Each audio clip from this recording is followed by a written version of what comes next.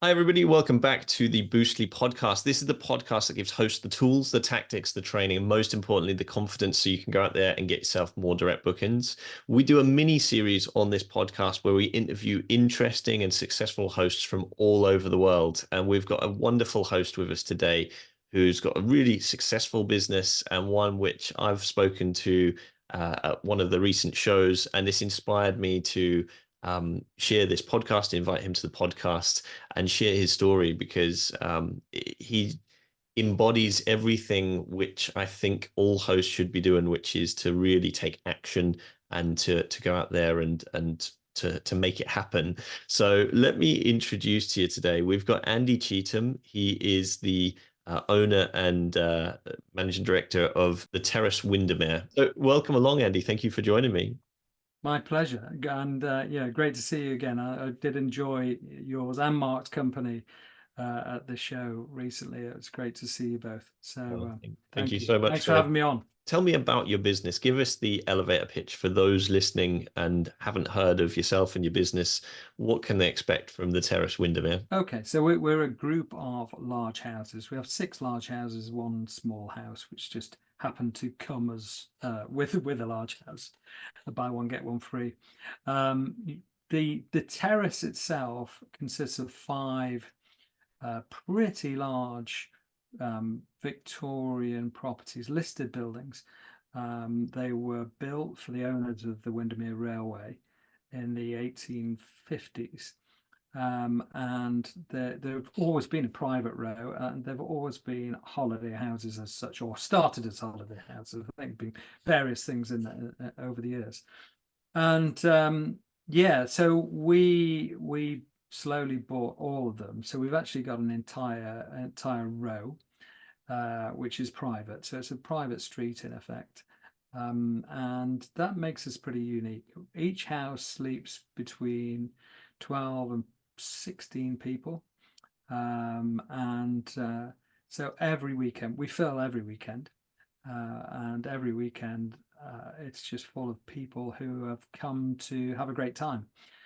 We don't really ever need to worry about disturbing people because all the guests are there to enjoy themselves. And Friday evenings, especially, that kind of arrival madness that goes on when people come into the houses is very special.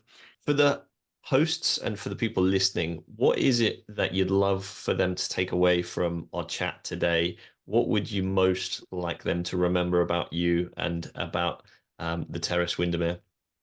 Well, I think I'd like them to understand the business and for them to understand what we do and how we do it. But I think today is a bit of a thank you for the Boostly crew and what it's helped me with. I've been in this business since 2006, so quite a long time, 18 years.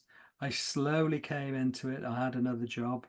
And over that time, uh, I've grown the business. But over the last year, I took the step after listening to your podcasts and reading the books of going more direct than I've ever been before.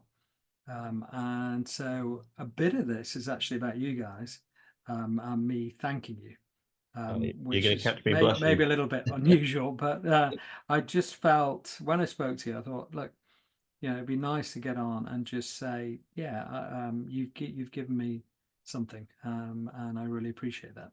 Talk us through where you were, I guess, before. Were you 100% kind of reliant on the OTAs? How did you get your bookings originally? And talk me through the journey of the change.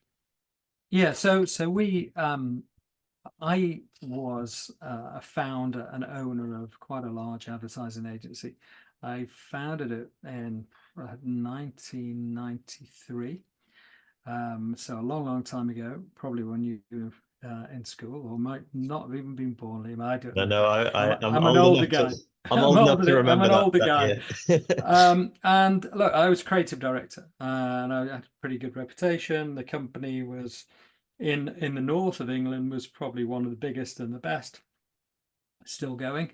We were bought out by WPP, which is a massive company, a global company, and I stayed on for a long time.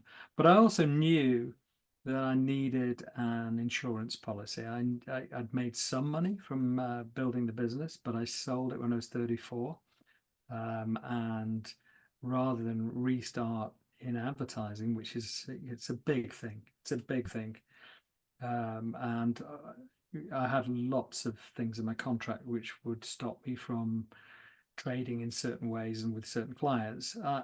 So rather than start again in advertising, I thought, well, look, I need something else. So I started the holiday let business. Actually, by mistake a little bit. I'd like to say it was good planning, but I in 2006 the property boom was like full flow. I mean, it was crazy. And I thought I'd sold my business. I had a little bit of a kind of rush of blood to the head. I had a big boat in the Mediterranean. I had moorings. I had quite a hedonistic lifestyle, which I really enjoyed, and I don't regret at all. Sounds fun But to me. yeah, we could see the world changing. Actually, advertising is a good barometer. It's a good barometer of what's coming. You feel it before anybody else. You feel the clients cutting back. You start to think something's happening. So, I thought, God, yeah, my earn out is pretty much finished.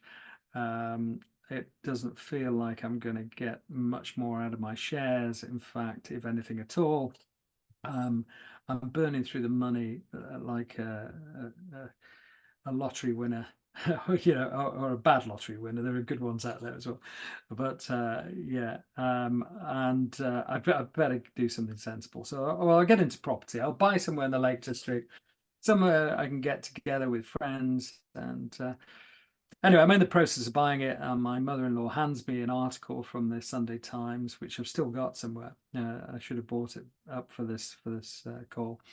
And it said buying a holiday let at this moment in time is like winning the property lottery. It was just a brilliant article. It said this is what you got to do. And back in those days, there were a lot more breaks than there are now, and Mhm. certainly a lot more than there are going to be in the future. Yeah. No matter who gets into government, it's going to get tougher. You mentioned that you bought a few places. Did you buy this terrace one after the other, or was this all one big purchase? No, And it's that- the terrace took about 9 years to put together. Mhm. So yeah, the first one was the middle one, the middle house on the terrace, and that I bought that. Next door was a guest house, and next door to that was a private house, and so it was a mix. It was a mix, and the one of the private houses came up for sale, and actually a friend of mine said, "Oh, I think I'll buy that." And he said, "Do you mind?" And I said, "Well, actually, I thought I might Yes, buy I it." do. And that will make us competitors, and I'm not really sure about that. So we agreed. He went off and bought a holiday let elsewhere, and I bought that. And then the guy in the middle, eventually, who owned the guest house, said, "Look, my wife's not well. I'm not sure about your clientele. We're a very, very quiet guest house, and you're bringing all these groups of people in, and would you like let's not argue. Would you like to buy me out?" So he got a good price anyway. He did very well out of it. And then the other two came up.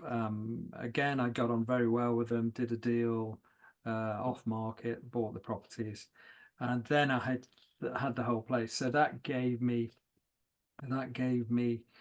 the ability then to sort of control how parking worked and Mhm. how the bins worked and all of those awkward things that you get with holiday lets. Prior to that, people would rack up on a Friday with too many cars, park them in next door's car parking place. They'd come out, they'd argue.